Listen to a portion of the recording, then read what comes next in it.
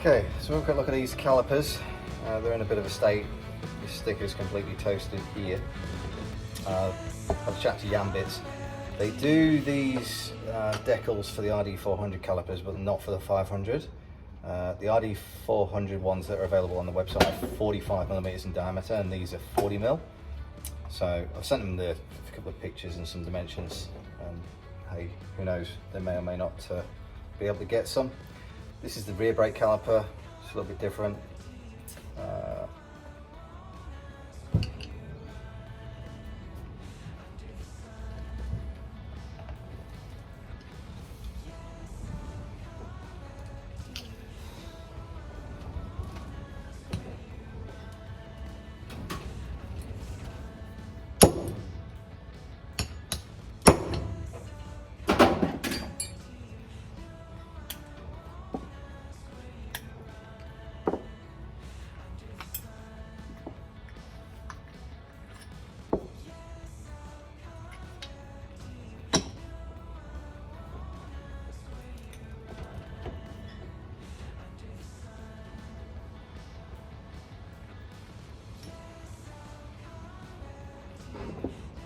Do the other two. Okay, so the rear caliper, quite different from the two front calipers. You don't have pins to knock out, they're actually Allen screws to undo.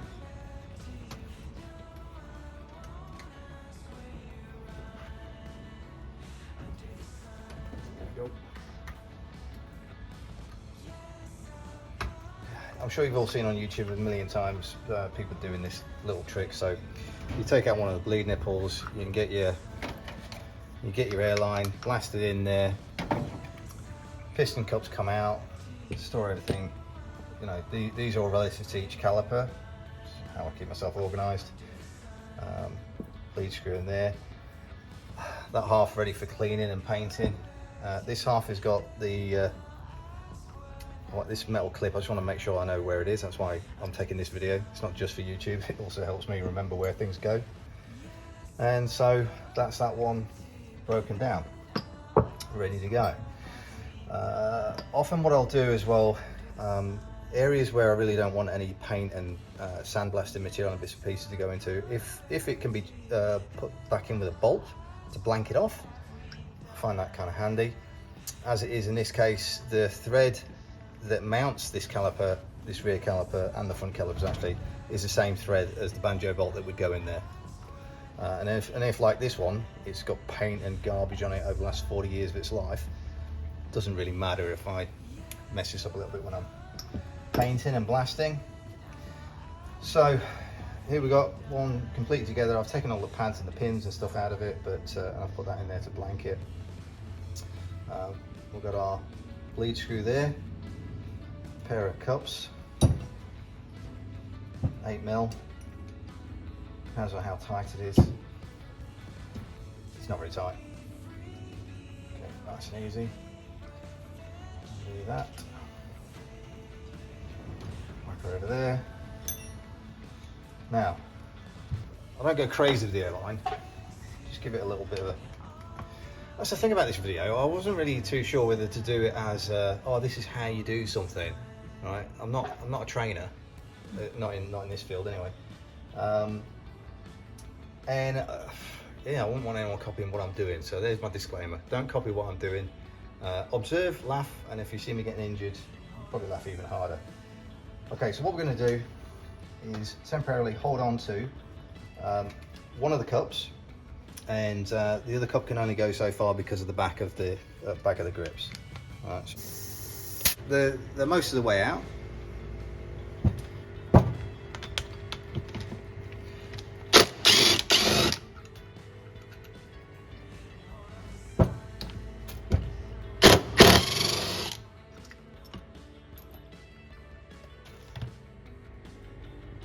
Now we're in this position, and in there you see all this crud that's built up. Well, this one's actually nice and clean. Well, I say that it's nice and clean. As soon as I said that, it was bound to happen, wasn't it? I found a whole load of garbage residue down there, so I'm really glad that we're stripping and rebuilding these. nice enough having a 40-year-old classic motorcycle, spend all this time to restore it, which is the part that I enjoy, but also like riding them. Not a fan of crashing them, so hence we work on the brakes. Okay, that was the rear one. Yes, Bailey, what do you reckon? Push this in there. What do you reckon? Lever the pistons back in a bit and then push them back out to kind of work them in and out to loosen them off. Is that what we're going to do? You're a good dog. Filming team we're making. Alright, so yeah, we're going to clean these up. I haven't taken the seals out yet, but just want to sort of degunge them for a minute, see what we're working with, see if we need any replacement pieces or if it's salvageable. Salvageable? If it can be saved. Not even over a drink yet. Not even over a drink, no. Of brake fluid. Don't drink brake fluid, kids. Be self-conscious of all the fucking stuff you can and can't say. Who don't say that?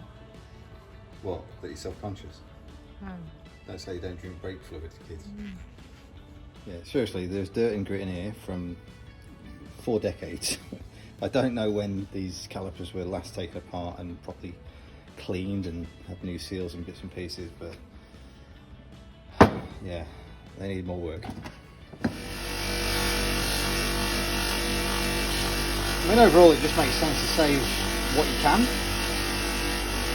You're not trying to buy a whole new bike in pieces. The object of, well, the way that I look at this is, the object of what I'm trying to do is to restore what I've got. There are service items like seals, cool. If the pistons can be made good and cleaned up. So this is one that came out by air, so there's no real damage on it. It's just dirty and possibly corroded. And we'll clean it up a little bit.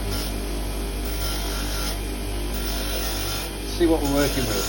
See how many new ones we're going to order.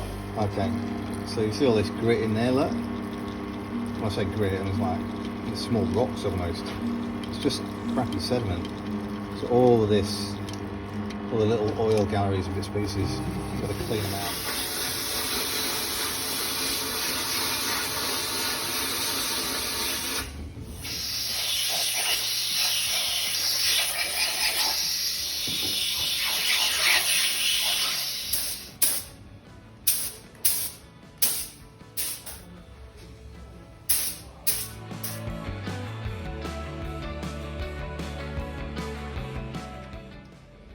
Well, these are all freshly painted, 2-pack, looking nice, well happy with these.